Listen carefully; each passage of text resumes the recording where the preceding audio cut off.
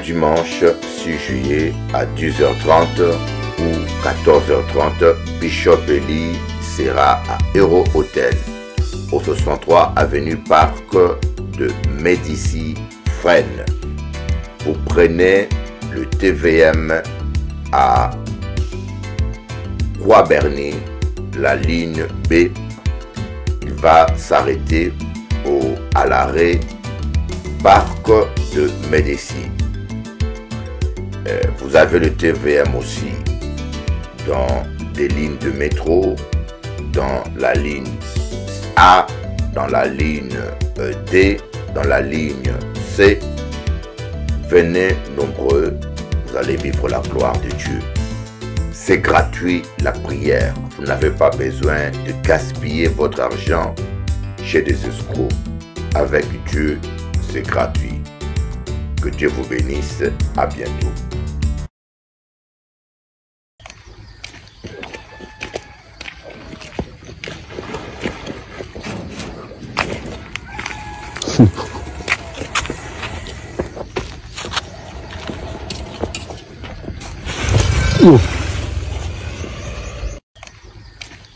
Abusia monkey no identify stone as say we say we to me the stone no add in some money.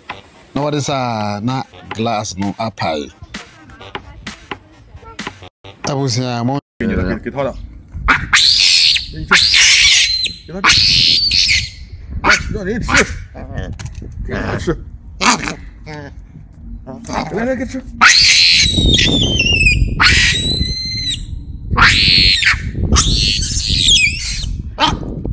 你吃，你吃。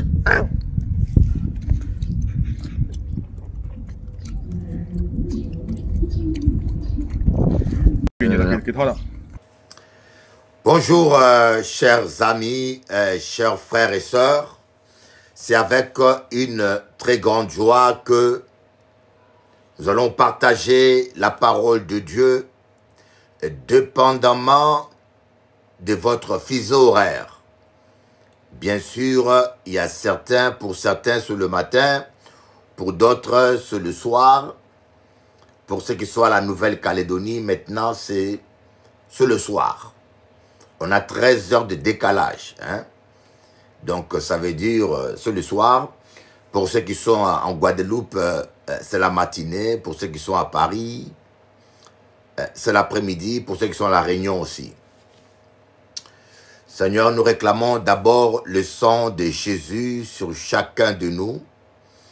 Puisses-tu nous laver avec le sang précieux de Jésus. Puisses-tu nous parler ce matin, cher Saint-Esprit. Puisses-tu parler à chaque personne. Alléluia. Aujourd'hui, nous allons d'abord demander pardon pour toute pensée, pour tout comportement, pour toute attitude qui n'est pas à la gloire de Dieu. Saint-Esprit, j'aimerais que tout ce que je dirai avec ma bouche soit inspiré par toi et non par la chair. Que tout ce que je vais dire et faire soit conduit par le Saint-Esprit. Amen. Que toute parole qui sortira de ma bouche soit une parole d'encouragement, une parole pour édifier quelqu'un, faire du bien à quelqu'un. Alors, aujourd'hui, j'ai un message simple. Dieu est au contrôle. C'est quelque chose qu'on ne doit jamais oublier. Dieu est au contrôle. Dieu est au contrôle de ta vie. Lorsque vous acceptez Jésus-Christ comme votre Seigneur et Sauveur, Dieu devient le capitaine de ta vie.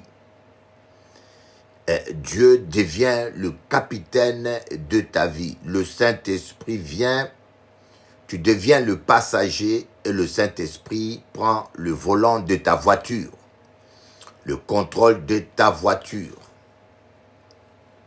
Et je vais essayer aujourd'hui de vous montrer que tant que vous avez laissé le volant de votre voiture entre les mains de Jésus, vous êtes bénis. J'aimerais vous rencontrer une histoire rocambolesque, impressionnant. Il y en a qui auraient du mal à me croire.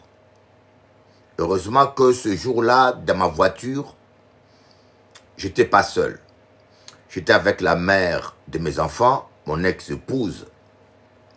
On habitait à l'époque à Bémao. Et le matin, on a pris la voiture. À l'époque, j'avais même pas le permis de conduire. Je devais passer mon permis et moi, je préférais lui donner la priorité. Je dis, passe le permis avant moi. On n'avait pas assez de moyens pour payer 2 permis en même temps. Moi, l'homme, je me suis sacrifié pour qu'elle passe le permis avant moi. Et on conduisait, on allait à l'église. Et on était à la rocade. Vous voyez, la route principale, la route de Basse-Terre. La rocade, la route que la nationale 1 qui va vers Basse-Terre. Mais nous, on allait vers Pointe-à-Pitre. Bien aimé, vous n'allez pas me croire. Et vous savez que la rocade en Guadeloupe est séparée par qu'on appelle ça quoi? Une barrière centrale. Il y avait une barrière centrale. Donc on ne peut pas aller d'un côté, d'un autre. C'est une barrière centrale qui est au milieu. Bien solide. Nous sommes en train de rouler. Bien aimé, Dieu m'attend. Je vous dis que le diable existe. Dieu existe, le diable existe. Ne jouez pas avec le diable si votre vie n'est pas en ordre. Voyez, ne jouez pas avec la queue de l'ours si vous n'avez pas un fusil. Avant de réveiller un lion qui dort, vérifiez bien que votre fusil est bien chargé. C'est pour vous dire que ce que je vous dis, c'est sérieux. Moi que vous voyez là, ce n'aurait pas été la main de Dieu, je serais déjà mort depuis longtemps. Le diable a essayé plusieurs fois de me tuer. Et Dieu dit, ils te feront la guerre, mais ils ne l'emporteront pas sur toi. Oh, mon ami, n'aie pas peur, je peux te dire, Dieu te laissera jamais tomber.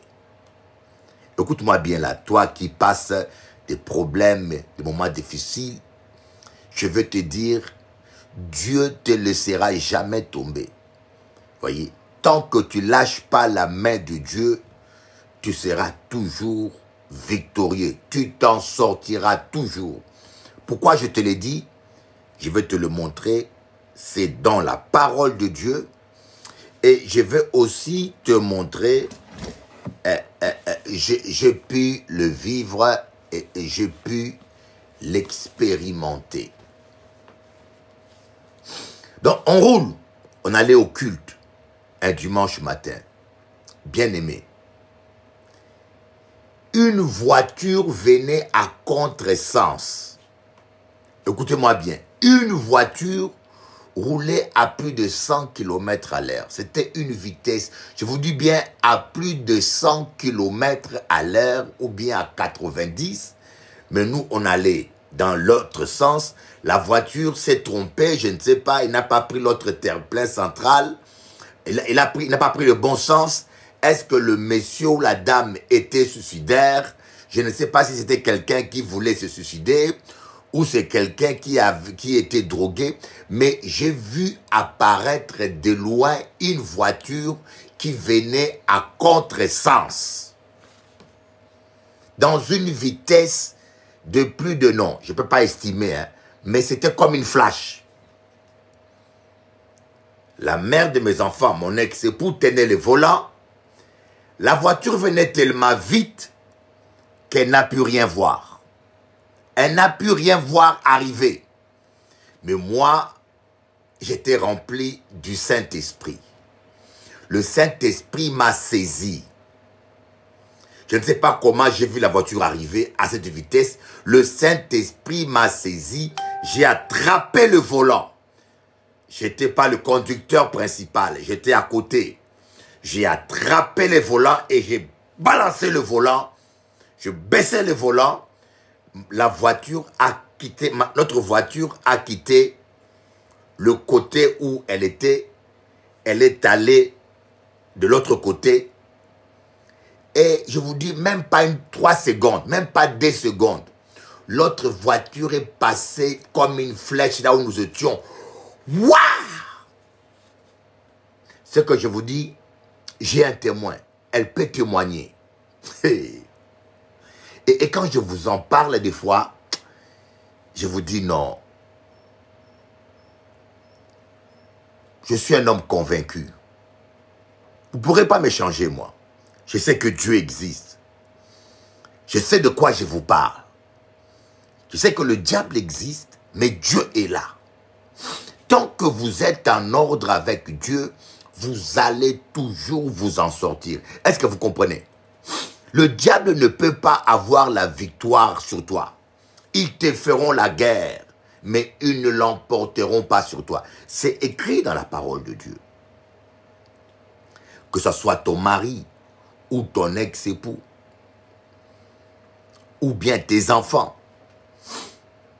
Je vis ici, à Paris, un enfant qui veut tuer sa mère et son père. Un enfant de 9 ans. Les témoins sont là. Voyez, le père de l'enfant, maintenant, il est pasteur. Maintenant, il est devenu pasteur. Les témoins sont là, ils peuvent vous dire, l'enfant avait 9 ans, il voulait tuer son père, et il cherchait à tuer sa mère. Et l'enfant lui-même a avoué. Il a dit, je suis une sorcière. La nuit, je sors de mon corps. Et notre but, on m'a demandé mon père. Et je vais sacrifier mon père et ma mère. Ah! Mon petit, le monde où on vit là. Le monde où on vit. Ne sois pas naïf. Petit Kozala qui dit, battez. Tika qui dit ba, kozala qui dit bate petit match comment nango kwata. J'ai vu beaucoup de gens naïfs, mais vous savez, je ne peux pas citer des noms parce que je connais des choses. Je ne peux pas citer des noms. Parce que certaines personnes sont timides, mais j'ai tout vu. Ici-bas, personne n'est sûr. Ni la femme, ni le mari, ni le père, ni la mère, ni l'enfant. Ici-bas, personne n'est sûr à 100%. Voilà pourquoi je te dis, accroche-toi sur Jésus. Dieu est au contrôle de ta vie. Vous voyez, un navigateur, quand il navigue, il se fie qu'au boussole, hein. Moi, un jour, j'ai eu la chance de piloter un avion. J'avais un frère dans l'église qui était pilote, il s'appelait Charlie. Il était venu me chercher en avion privé, en Guadeloupe, à Martinique. Et pendant qu'on volait pour retourner en Guadeloupe, il m'a donné les volants. Il m'a dit, Bishop Eli, apprends à piloter un avion. J'ai fait le décollage avec lui et arrivé dans le ciel, au-dessus des nuages, il n'y a pas de route. Il n'y a pas de route. Donc, tu ne peux pas savoir s'il faut aller à gauche ou à droite. Il m'a dit, voilà la cartographie de la région. C'est ça tes yeux. Parce que dans l'avion, tu peux regarder de devant, tu ne vois que des nuages. Tu ne vois pas de route. Mais on est guidé par une petite cartographie. Il m'a dit, c'est ça, voilà. Et puis, le trajet de l'avion est marqué dans cette carte par une ligne verte. Et chaque fois que l'avion s'éloigne de cette ligne, tu tournes le petit bouton, tu le ramènes sur la ligne. Il n'y a que ça à faire. ne t'occupe pas des montagnes, ne t'occupe pas du paysage, ne t'occupe pas des nuages, c'est pas ton problème. Regarde seulement cette carte-là qui est devant toi. Chaque fois que l'avion s'écarte de la ligne verte, ça veut dire que tu es en train de t'égarer. Tu tournes le bouton pour le ramener sur cette ligne-là. C'est ce que je fais. Et nous sommes arrivés exactement à Pointe-à-Pitre. Et puis, bon, c'est vrai, l'atterrissage, c'est plus compliqué. Celui qui a fait l'atterrissage. C'est un peu ça, la vie d'un chrétien. Nous ne voyons pas toujours toutes les choses spirituelles. Vous ne voyez pas toujours les démons, vous ne voyez pas toujours... Vous ne pourrez pas savoir qui est sorcier, qui n'est pas sorcier. Parfois, Dieu peut vous révéler et parfois, ça peut vous échapper. Mais la seule chose que tu dois regarder, la cartographie, c'est la parole de Dieu. C'est notre cartographie. Vous devez toujours regarder cette parole pour vérifier si votre vie est dans cette parole. Si votre vie commence à s'écarter de la parole de Dieu, vous devez corriger et la ramener dans la parole de Dieu. Tant que vous êtes dans la parole de Dieu, tant que vous demeurez dans la parole de Dieu, si cette parole demeure en vous et que vous demeurez dans cette parole, demandez tout ce que vous voudrez et cela vous sera accordé. Ayala manakama yala manakama yala manakana mayira baba sakaraba yakata kaba soyoro kondoro baba. Oh. Pardonnez-moi, je sens l'onction très fort. Je sens l'onction très fort. Bien-aimé, c'est la parole. Ne jonglez pas avec Dieu. Vous ne pouvez pas couillonner Dieu. Vous ne pouvez pas manipuler Dieu. C'est la parole. Quand on vous dit quitter le péché, c'est pour votre bien. Nous devons quitter le péché, non pas seulement pour aller au ciel. Nous ne sommes pas des gens qui ont peur de l'enfer. Au début, on se convertit parce qu'on a peur de l'enfer. Mais après, quand on connaît Dieu, on comprend que la sainteté, ce n'est pas seulement question de l'enfer. La sainteté, c'est aussi question de vivre ce que Dieu a prévu pour vous. Dieu a un plan pour votre vie. Et dans ce plan, il n'y a pas de chèque. Dans ce plan, il n'y a pas de maladie. Dans ce plan, il n'y a pas de divorce. Dans ce plan, il n'y a pas de malheur. Aucun malheur ne doit t'atteindre. Dieu a prévu un plan de bonheur et de paix pour vous. Alors, tant que vous êtes dans la sainteté, dans la parole de Dieu, ce plan-là va s'accomplir. Mais on s'écarte du plan de Dieu, on se complique la vie parce que nous quittons la parole. Nous quittons la parole. Un homme qui se marie avec une femme parce qu'elle est belle. Voilà des chrétiens que vous avez aujourd'hui. Un homme se marie avec une femme parce qu'elle est belle. Tu lui demandes, est-ce que tu as demandé à Dieu qui est cette femme-là? Ah non, pasteur. Et surtout vous les sœurs, quand vous rencontrez quelqu'un qui a un certain niveau, vous vous engagez. Est-ce qu'on vous a... Moi, j'ai une sœur que je connais personnellement, qui était fiancée avec un sorcier. Elle a eu le temps d'embrasser le sorcier. Ce garçon était sorcier, mais quelqu'un de haut placé, cadre, bien éduqué. Quand tu vois la personne, tu ne peux pas t'imaginer une seconde que cette personne-là quittait son corps la nuit.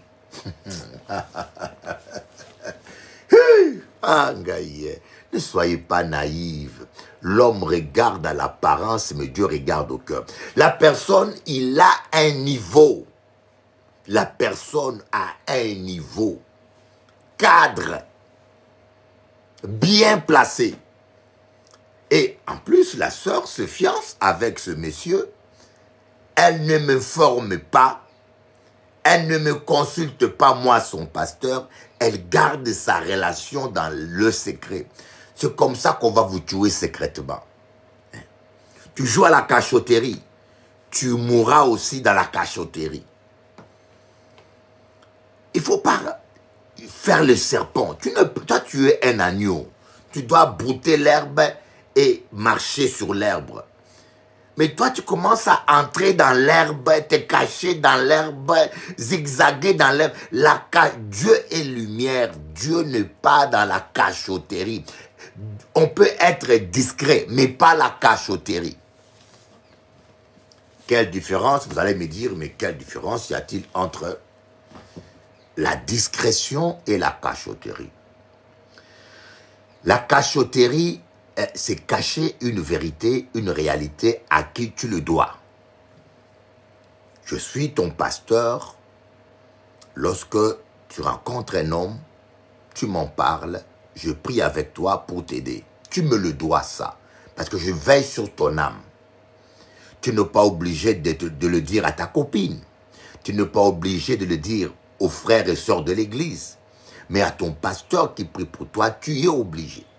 Tu es malade, tu as le cancer, tu as une maladie, tu le caches à ton pasteur. C'est ça la cachotterie. Alors que ton pasteur est là pour intercéder pour toi, pour prier pour toi, mais tu le caches. Cette sœur-là a joué à la cachotterie parce que c'était une cachotière. Et vous savez que embrasser une sorcière ou un sorcier, quand tu n'es pas dans la parole, tu peux être initié. Tu peux être initié à la sorcellerie par la salive. Est-ce que tu sais ça? Tu vas ouvrir ta bouche comme un hippopotame, embrasser quelqu'un. Tu connais même pas sa vraie identité spirituelle. Et comment est-ce qu'on a découvert? C'est dans la prière qu'un jour on a découvert que cet homme-là était dans l'occultisme très loin et il a fini par avouer, qu'il sortait de son corps, il voyageait, il allait jusqu'au cimetière. Nous avons eu une sœur là sur TikTok qui a témoigné, qu'elle dormait la nuit, elle a vu son mari dans l'obscurité s'élever, elle imposait les mains à distance. Je crois que j'ai toujours le témoignage de la sœur là, mais je ne connais plus le jour. Hein. Comme on prie tous les jours, je ne sais plus quel jour. Voyez, la nuit, son mari s'est levé, dans l'obscurité, il faisait des incantations sur sa femme. Le pasteur Josué, un jour, il dormait avec un soi-disant prophète congolais qui s'appelait Vincent. Le pasteur Josué m'a dit, mais Bishop Eli, cet homme-là est un sataniste du dernier niveau. Je dormais avec lui et je sentais sur ma tête. Je sentais comme quelques zzz. Quand j'ai ouvert les yeux, j'ai vu cet homme-là dans l'obscurité en train de faire des incantations sur moi. Mon petit, le diable existe. Si quelqu'un te dit que le diable n'existe pas, la sorcellerie n'existe pas, c'est un ignorant. Moi, je sais de quoi je vous parle. J'ai rencontré la puissance du diable. J'ai entendu les pas des princes. J'ai vu Jésus. J'ai vu des anges. Comme ça, comme tu me vois là. J'ai vu des anges. Dieu a permis que j'expérimente. En Guadeloupe, tout le monde me connaît. Dans la délivrance, dans les désenvoûtements. J'ai affronté de la grâce de Dieu toutes sortes de démons. Toutes les catégories des démons. Toutes les 4 catégories. Je les ai eu à les affronter. Aucun démon ne peut résister devant le nom de Jésus. Mais une seule chose, sois dans la parole. Sois là-dedans, mon ami. Vis la parole, respire la parole, demeure dans la parole.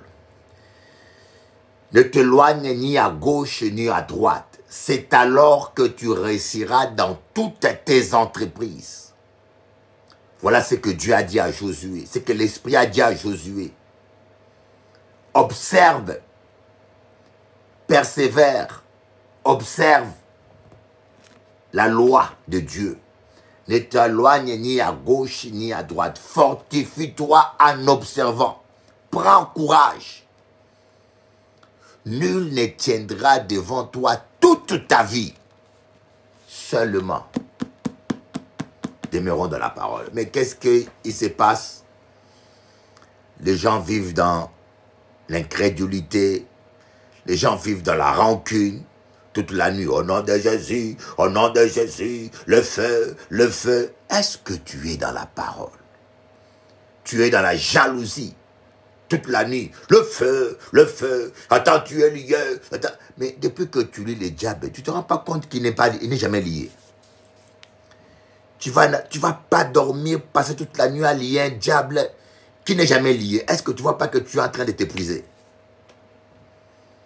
Hein? C'est la parole d'abord. Comme on dit, la sainteté d'abord. Entre dans la parole. Tu as la jalousie en toi, tu as la méchanceté en toi, tu as la rivalité en toi, tu as la rancune en toi, toute la nuit. Faya, faya, faya, faya. Arrêtez vos gymnastiques là. C'est de la distraction.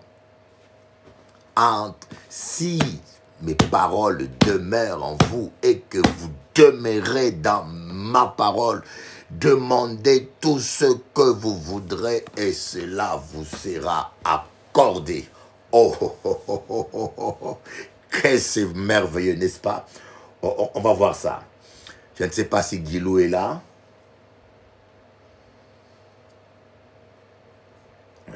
Si, mais dans mes paroles, dans Jean,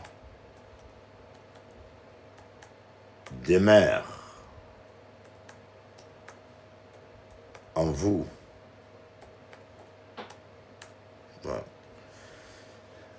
Voilà, Jean chapitre 15, verset 7. Voyez, on va voir ça. Jean 15, verset 7. Si vous demeurez en moi et que mes paroles demeurent en vous, demandez tout ce que vous voudrez et cela vous sera accordé. Oh mon Dieu, ça c'est l'un des versets le plus puissants. Je crois que, ma chérie, moi j'ai ma fille qui est docteur en architecture, docteur en art. Ma fille peut dessiner tout ce que vous voulez là. Elle a fait Harvard. Je vais l'écrire pour qu'il me dessine des montagnes sur un tableau de 1 mètre, 2 mètres sur 1 mètre, qu'il m'écrive ce verset en grand. Et je vais lui demander de me faire 3 tableaux comme ça. Et les autres tableaux, je vais les vendre à l'église pour ceux qui voudront l'acheter et le mettre dans votre chambre ou dans votre salon. Ce verset-là, il est puissant. Il est trop puissant. Il est trop puissant. Trop puissant. Si vous demeurez en moi et que mes paroles demeurent en vous, demandez ce que vous voudrez et cela vous sera accordé. Voyez? Il a dit 2, hein? Si vous demeurez en moi, première condition, et que mes paroles demeurent en vous. Les paroles de Dieu peuvent demeurer en vous sans que vous demeurez en Christ. Petit, on va aller en profondeur. Et vous pouvez demeurer en Christ sans que les paroles de Dieu demeurent en vous. Il faut le 2. Les paroles de Dieu demeurent en vous quand on la garde dans le cœur. Il y a des gens qui connaissent la parole, mais qui ne la vivent pas. Il y a des gens qui savent qu'il faut aimer, mais ils n'aiment pas. Combien de pasteurs connaissent la parole, mais ils ne vivent pas cette parole. On a plein de chrétiens qui connaissent la parole, mais qui ne la vivent pas. Donc la parole demeure en eux. Ils ont la parole de Dieu dans leur cœur. Mais quand tu vois leur vie, c'est pas ça. Vous voyez. Bon, maintenant, il y a des chrétiens qui vivent dans la sainteté, qui demeurent en Christ, mais qui ne connaissent pas la parole de Dieu assez. Ils ont une vie correcte, ils aiment leur prochain, tout. Mais il faut connaître la parole de Dieu en toi. Parce que c'est l'épée de l'esprit. Tu auras besoin, à un moment donné, de l'utiliser pour aller à la conquête ou pour aller délivrer les gens. Mais Jésus-Christ dit, si vous demeurez en moi et que mes paroles demeurent en vous. Il n'a pas dit que si vous allez avoir un pasteur qui vous met de l'huile sur la tête, ou si vous allez avoir Bishop Eli. Mais je ne sais pas si la parole de Dieu est écrite en chinois ou à Chimblimbling. Comment vous n'arrivez pas à comprendre cela, vous les chrétiens? Vous devenez des adeptes et des gourous évangéliques. Vous allez payer l'argent. Une dame m'a dit, Bishop Eli, je veux que tu viennes prier pour ma maison. Combien ça coûte? Je dis, madame, c'est gratuit. Je peux parler devant le réseau là. Et cette vidéo passera à la télévision. Jamais j'ai fait des conférences payantes. Jamais j'ai fait même des réunions payantes. Jamais j'ai fait payer la prière. Jamais j'ai fait payer la consultation. Jamais j'ai demandé des sous pour prier pour quelqu'un. Jamais. Toute ma vie, jamais j'ai fait ça. Moi, Bishop Eli, s'il faut que je mange les sauterelles dans le désert, pour Dieu, je suis d'accord. Mais jamais je baisserai ma culotte devant le diable.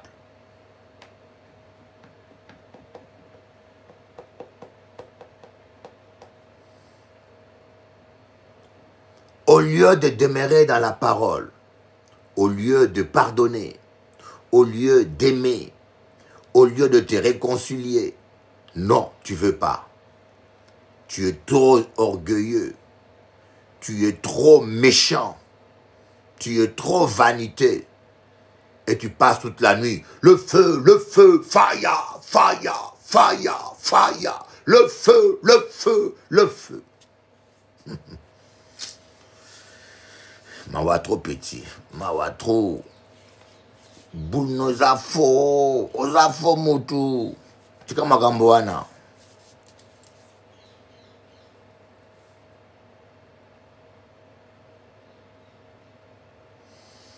Eh bien oui, c'est la canicule. Hein. Je le ressens, c'est la canicule là.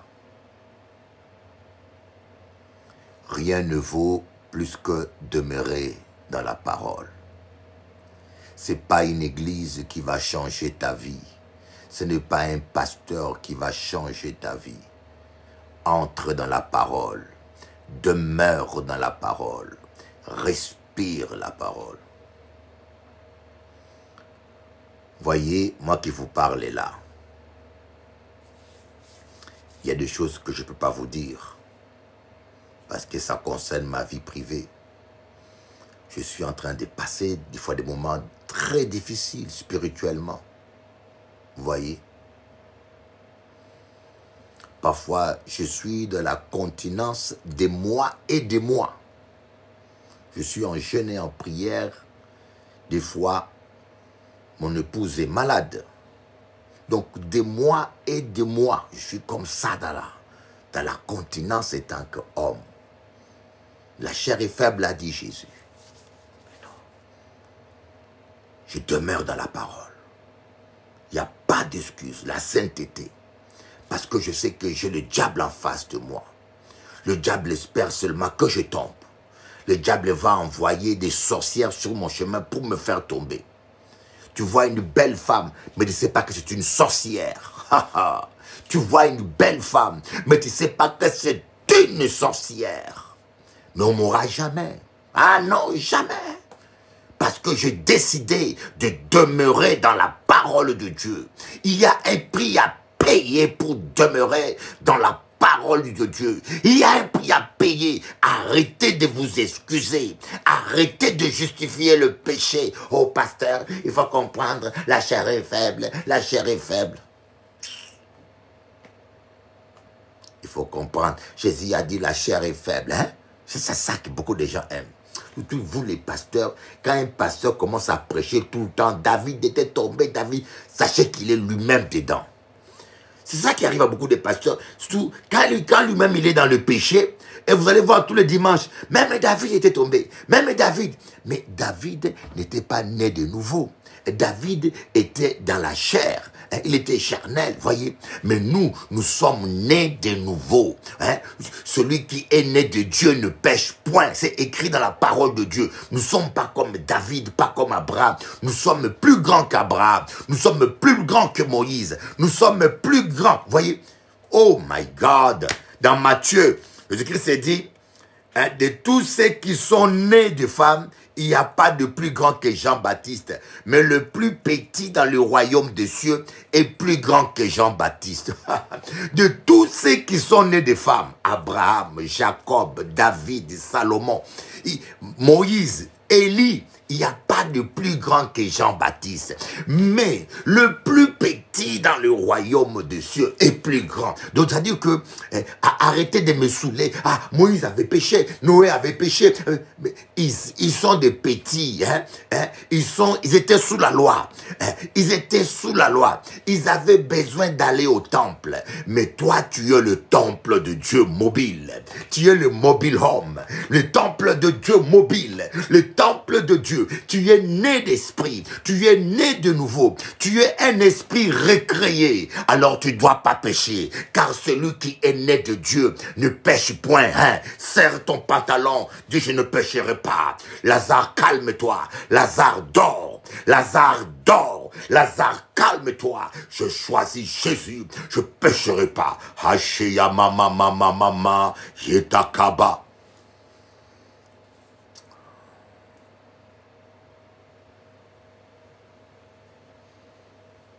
Les gens sont tout le temps en train de se justifier. Ah, pasteur, comprenez-moi, je suis tombé. La chair, oh, vous tombez parce que vous aimez tomber. Voyez?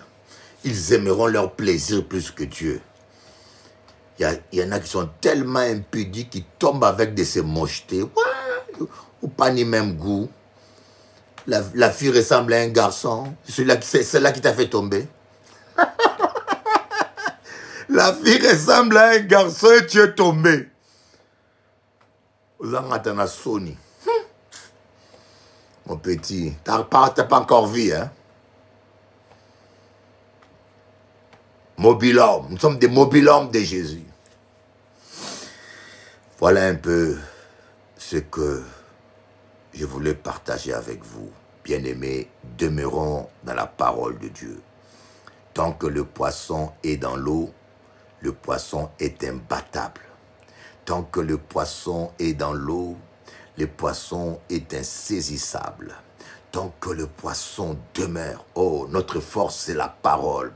Tant que nous demeurons dans la parole, aucune puissance, aucun prêtre vaudou, rien ne pourra nous nuire. Je vous donne le pouvoir sur toute la puissance de l'ennemi et rien ne pourra vous nuire. Harekoto kaba shaya mama mama mama hayana makama yana mama sayamana kama yama sayamama sakaraba karaba bakaba shikaraba baraba sakabana yandaraba kaba sotokoro baba ikaraba yandaraba baba baba sakamana yanda.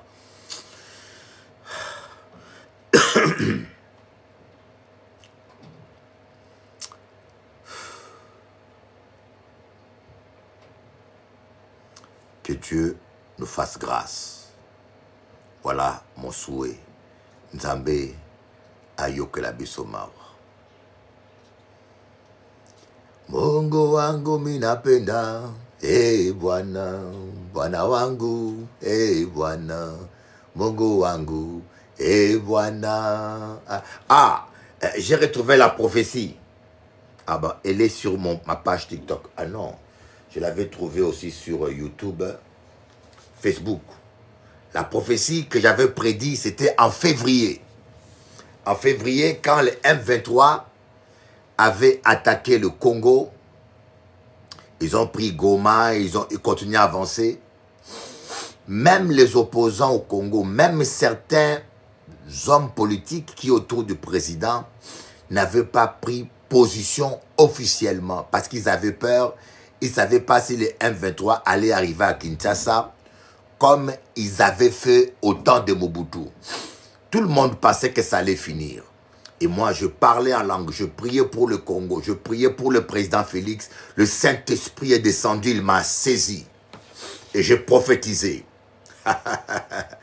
Parce que mes vidéos sont suivies par la présidence. Mes vidéos là sur TikTok, la présidence le suit. Alors je prophétisais, j'ai dit, ainsi parle l'Éternel.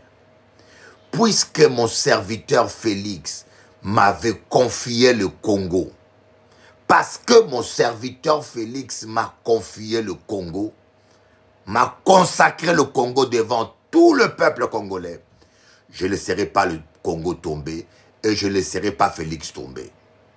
Je susciterai des nations qui viendront à son secours. À l'époque, Félix n'avait même pas fait appel aux États-Unis. À l'époque, le Congo était perdu.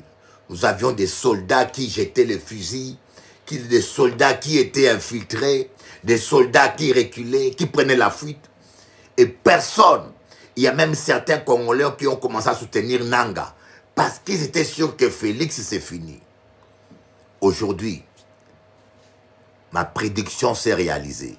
Trump, l'aigle, quand j'ai prophétisé, j'avais vu un aigle. L'aigle a quitté les États-Unis pour venir au secours du Congo. Kagame est coincé. Et je tiens à vous dire, Kagame va vers sa fin. Il va vers sa fin parce que la guerre qu'il a déclenchée, c'était un culte satanique. Vous ne le savez pas. Et comme il n'a pas réussi sa mission, il va passer bientôt. Il ne va pas survivre longtemps, Kagame. Ses jours sont comptés. Voyez. C'est ça qu'on appelle prophète de Dieu. Prophète de Dieu. Et je l'ai dit. Et j'ai la vidéo là. Est-ce que je peux encore vous le montrer? Hein? La vidéo, elle est là. Je vais voir si je peux trouver TikTok là. Ouais. On va voir sur TikTok parce que je l'ai envoyé à des amis. J'ai la vidéo là.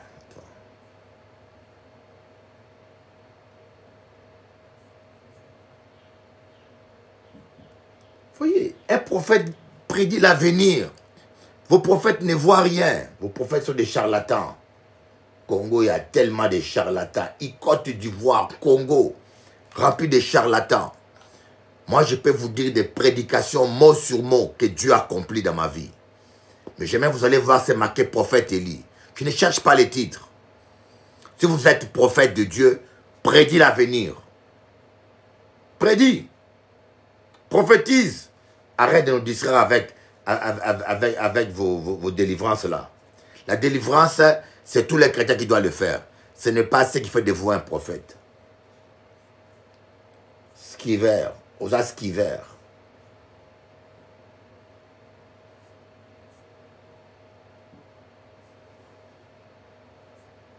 Je ne sais pas s'il va s'ouvrir.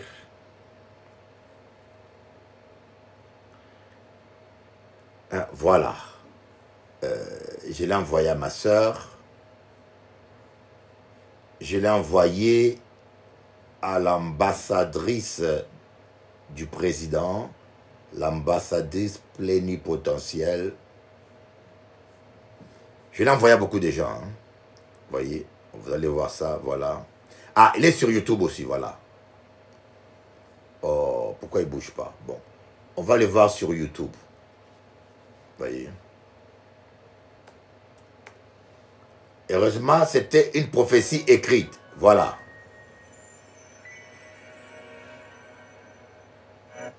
Je vais vous présenter une prophétie, une prédiction que j'avais faite le 9 février. Le 9 février.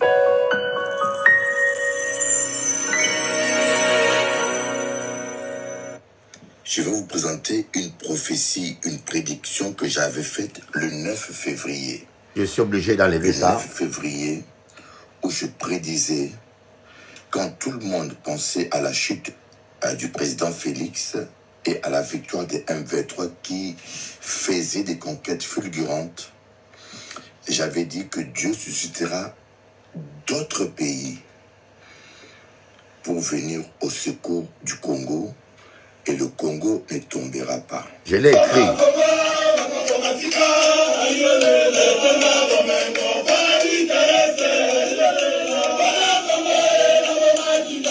Aïoléla, heba, heba, heba.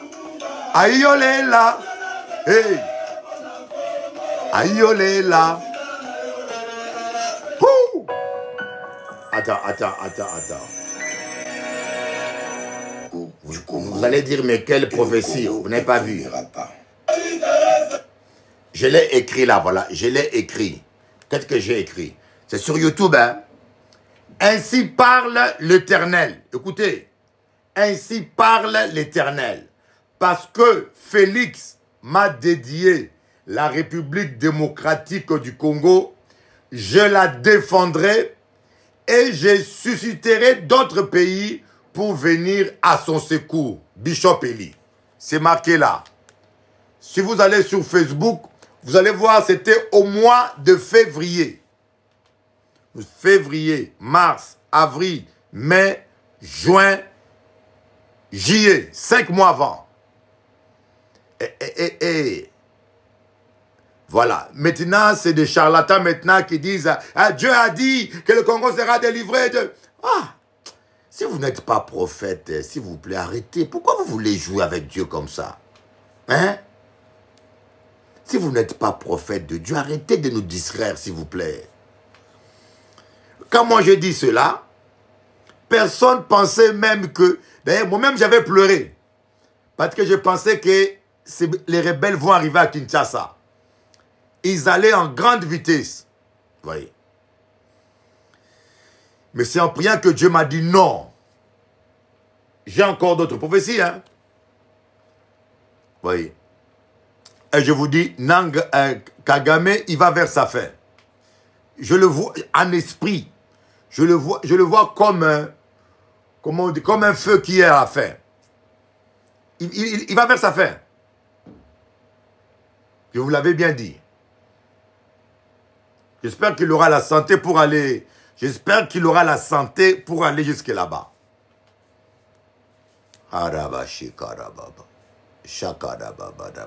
Voyez, et la France, maintenant, va revenir au pied du Congo. Ils vont revenir pour... parce qu'ils ont perdu leur jeu. Ils ont perdu leur jeu. Même Sassou Nguesso, il est dans la confusion. Voyez. Ils ont misé sur Kagame et Kagame est coincé. Dieu va relever le Congo. Dieu va bénir ce pays. Je peux vous le dire, nous prions, nous les Congolais, ce pays ne sera plus jamais la même. Je vous dirai encore des choses, vous serez choqués. Vous voyez, je suis allé en Colombie.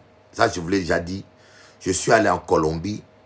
Le chef de FARC, ça fait plus de 40 fois qu'on prédit sa mort. Il ne meurt jamais. Et quand je suis arrivé en Colombie, à Barranquilla, les Colombiens m'ont dit, les rebelles, ils vont dans les églises évangéliques, ils attrapent le pasteur, ils éventrent le pasteur devant les chrétiens, ils prennent la Bible, ils mettent dans son ventre. Ils disent, vous devez manger la parole. Ils mettent la Bible dans le ventre du pasteur. Quand on m'a dit ça, le Saint-Esprit m'a saisi. Le Saint-Esprit a commencé à bouillonner. Dieu prédit ce que disent ses envoyés. Mes amis, j'étais à la radio de Barranquilla, la radio numéro 1 du nord de Colombie là. Radio numéro 1, la radio est toujours là. En Colombie, c'était la radio numéro 1 au nord, côté pacifique de la Colombie. J'étais en direct quand le Saint-Esprit m'a saisi. J'ai dit ainsi, parle à l'Éternel. Le chef de FARC, puisque tu tues mes serviteurs, je te donne 1 mois pour te repentir. 1 mois. Si tu ne te répands pas, tu mourras. Et je vous donne, et je leur ai dit, je vous donne un signe que c'est Dieu qui va le frapper. Il ne mourra pas dans le combat, il ne mourra pas par la main d'un homme, c'est la main de Dieu qui va le tuer, tout seul. J'ai pris l'avion, je suis parti. Le même mois, le gars a piqué une crise cardiaque, il est mort. On ne l'a pas tiré une balle, on ne l'a pas bombardé. Le même mois que j'ai prophétisé là, le gars a piqué une crise cardiaque, il est mort. Et les rebelles ont caché sa mort. Pendant 3 mois, ils ont caché jusqu'à ce qu'il y ait la fuite. Et ils ont fini par avouer. Mon petit, Dieu est Dieu. On ne joue pas avec Dieu. Vous voyez Macron là, il est dans la confusion. C'est des choses qui... Macron là, il est dans la confusion. C'est un sataniste. Je vous dis ça, c'est un sataniste. Il m'envoie les preuves de ma femme, sans voile, sur un lit, d'accord, en train de fumer chicha. J'ai rencontré cette jeune fille il y a pas très longtemps, grâce à une de tes interviews, enfin une de mes interviews avec toi. Ça s'est super bien passé. Elle m'a contacté sur les réseaux, on a commencé à parler, tu vois, gentiment. Et si tu veux, elle m'a tendu la perche avec la religion. La spiritualité, le voile aussi. Hein, c'était une jeune femme voilée? Une ourti voilée. Donc chez nous, en islam, ourti, c'est les sœurs, tu vois. Les sœurs voilées, elle savait que je priais, donc elle s'est intéressée à ça. Donc forcément, il y a une connexion qui s'est faite au niveau de la spiritualité. Moi, je suis tombé dedans, j'étais comme un fou. Je me suis dit, ah, enfin, une femme qui me correspond, en plus elle est discrète. J'ai commencé à parler avec cette petite, comme j'ai pu dire, très belle, très innocente, tu sais. Hein, tu lui donnes le bon Dieu sans confession. Quel âge? Elle avait 26 ans, on avait 1 an d'écart. On a attendu le mariage, donc quand je voyais cette personne-là, on ne se touchait pas. On se retrouvait seul, chose à pas faire, hein, mais on se touchait pas, même pas un bisou, rien ça. En fait, c'est de se cacher derrière une religion. Donc, on faisait rien. Pourquoi se cacher derrière une religion? Parce que Sam, comme j'ai pu le dire et le répéter, aujourd'hui, il y a certaines nanas qui ne draguent plus avec des mini-jupes ou des douboutins ou des sacs Louis Vuitton. Là, maintenant, elles draguent avec le voile parce qu'elles se disent quoi? Je vais montrer mon voile, je vais sortir mon voile, je vais paraître pour une fille pieuse, vertueuse, mais il n'en est rien. On parle vite de mariage, on parle très vite de mariage. C'était compliqué de trouver quelque chose, de sentir la patate venir, tu vois? Donc voilà, je fais une demande en mariage de fou malade, hein, tout le monde l'a vu, incroyable, j'étais tellement investi et donc je me pose avec cette personne-là, on est en couple à ce moment-là. On ne couche pas ensemble, désolé du terme, mais on est ensemble. C'était en février que j'ai fait ma demande, mémorise bien cette date, en février. Donc en février, je lui fais ma demande. En mars, on fait la khotba, donc le mariage, le halal, religieux. Dieu merci, j'ai pas fait la mairie, on allait le faire l'année prochaine. Ça s'est pas fait, d'accord? J'ai voulu avoir des enfants aussi avec elle fin 2023, ça s'est pas fait. Tant mieux aussi.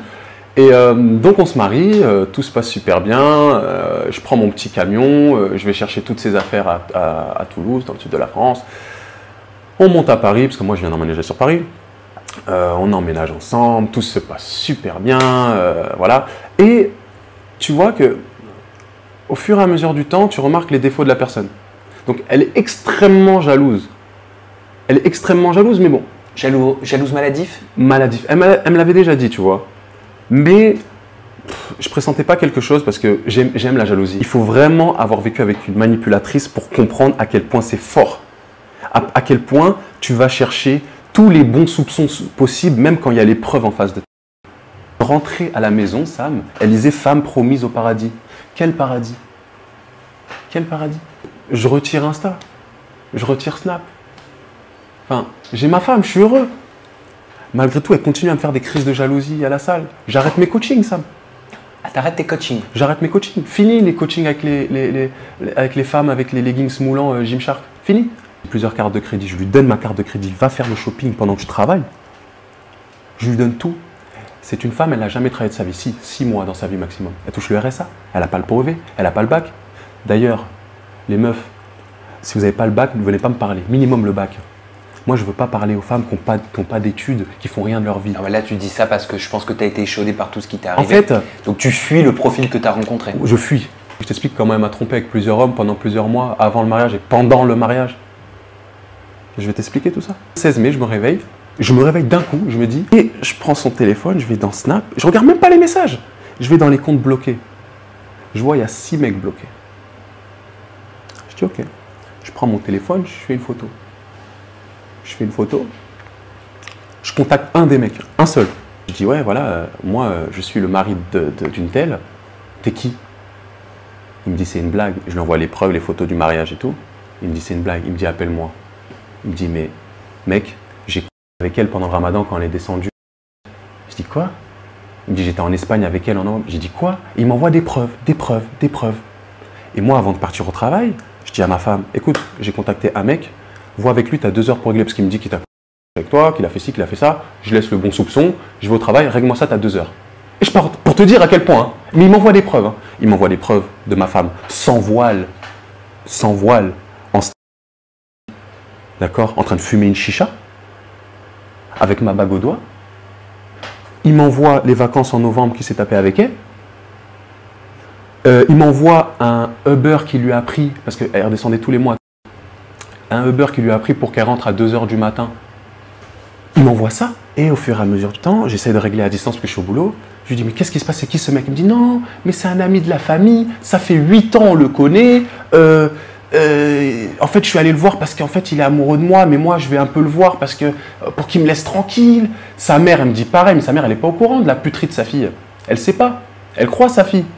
Donc, sa mère, elle me confirme, oui, c'est un psychopathe, laisse-le. Mais je lui dis à ma femme, je lui dis, est-ce que tu as déjà eu des rapports avec lui? Elle me dit non. Je lui dis, s'il te plaît, dis-le-moi. Elle me dit non. À la troisième fois, elle me dit oui. Je dis, ah, mais c'est pas la même chose. Le mec, je le rappelle, je dis, ouais, mais donne-moi des défauts sur. Enfin, des défauts. Une caractéristique sur ma femme qu'elle a. Il me dit, ouais, elle a. Je dis, ah ouais, ok, d'accord, très bien, ça me va. Et au fur et à mesure du temps, donc, je rentre du travail le soir, avec toutes ces preuves, elle me regarde dans les yeux. Tu vois, la manipulatrice, elle me dit, non, mais ça, c'était novembre d'avant. Alors que c'était novembre de là, je le savais, hein, mais je l'ai gardé pour moi. Comment tu peux croire que je peux faire ça? Comment tu peux croire que je peux faire ça et pleurer? Regarde-le à côté de toi. Mais c'est juste un mec qui me saoule tellement. Vraiment, c'est parce que le gars, il a une fille aussi. Parce que je vais le voir de temps en temps. Parce que sa fille, elle me réclame, etc. Donc tu vas voir sa fille à 2 h du matin. Ben, au mois de juin, le 21 juin précisément, non, le 21 juin, je dis n'importe quoi. C'était même avant le 19, parce que c'était un samedi. Je la regarde comme ça. Et je dis, je sens la patate. Et je vais à ma voiture, je me pose. Je me dis, il y a un truc qui va pas. À bout, il y a un truc qui va pas. Et je remonte, je dors pas avec elle. Et elle fait la gueule, elle me dit, ouais, ça recommence tous les 3-4 jours, tu te doutes de moi, la manipulation. La manipulation. Et là, instinct encore. Je me dis, mais à bout, les 5 autres mecs là sur Snap, tu les as oubliés? Tu vas leur parler? Je vais en parler à un. Oui. Et là, c'est la descente aux enfers. Le 5 mai, juste la veille que je la récupère avec un bouquet de fleurs à la gare, le 5 mai, elle allait se faire par un autre gars qui m'a envoyé vidéo à l'appui. Le mec, il m'envoie une vidéo de ma femme en train de se faire. Tu vois tout? Je vois tout. Comment tu réagis? Je bouge pas. Paralysé par les images? Je bouge pas. Mais il faut savoir une chose, avant toute chose. Il ne me l'a pas envoyé tout de suite. Il me dit, parce que je le contacte, il me dit, c'est pas une fille pour toi. Le mec, il est comme ça. Je le remercie. Il me dit, c'est pas une fille pour toi. Il me dit, moi, j'ai été 4 ans avec elle, elle m'a fait la même chose que toi. Si tu m'avais dit, mon gars, je t'aurais dit, je suis désolé. Et ce gars-là, il est comme ça. Hein. Parce qu'il avait eu des échos comme quoi elle s'était mariée avec moi. Et elle, tu sais ce qu'elle lui a raconté? Tu sais ce qu'elle lui a raconté? Elle lui disait, non, mais ça s'est pas fait finalement, machin, couffin, voilà, nous, toi et moi, on n'est plus ensemble, mais je veux être ta... Il m'envoie tous les messages. Et je dis, mais non, mais là, tu parles pas de ma femme. Alors que moi, j'étais pas bien, je culpabilisais. Tu parles pas de ma femme.